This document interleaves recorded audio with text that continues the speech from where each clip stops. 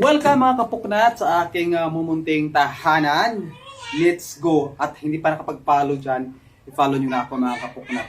Ay mga kapuknat, napapansin nyo ba?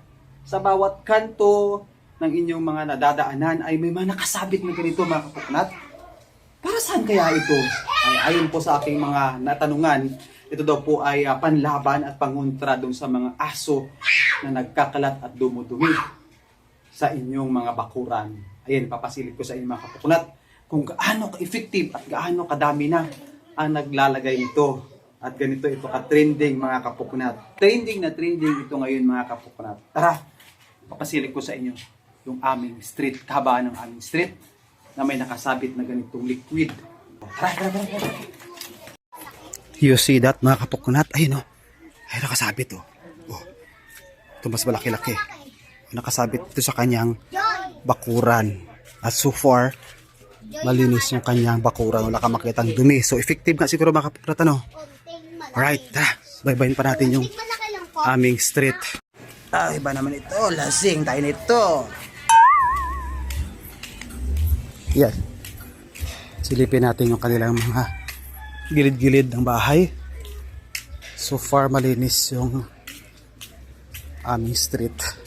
Yun nga lang, ang dami nakaparata mga kapuknat. Ayak. Ngayon nga talagang may nakakalat dito na at tula tayo napapansin. Alam mo yung nakakalat dyan.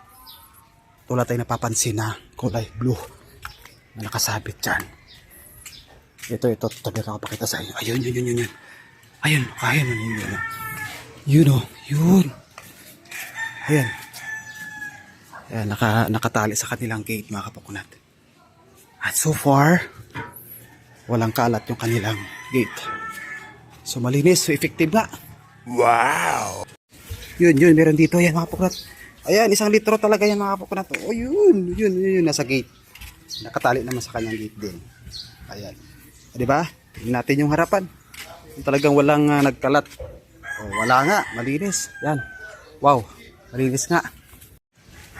Ayun, malayo pa lang. Papansin ko na. Nakita ko na yung mga kapuknat to. Yun, nakasabit na yan. Ayun. Ayan. Diba?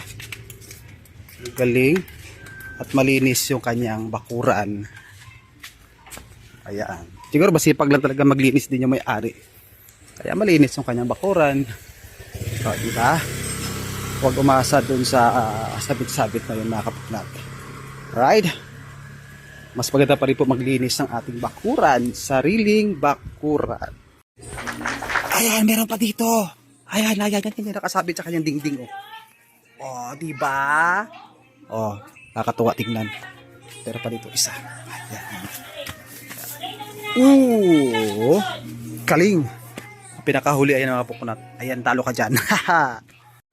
Huli ka, dogi-dogi. Kaya nga, wala naman nakalagay kasi dyan na kulay blue na bote. Kaya libre. Paalala lamang po mga kapuknat, be a responsible pet owner. And of course, umiiral pa rin po ang ating mga barangay ordinance. Thank you. Bye.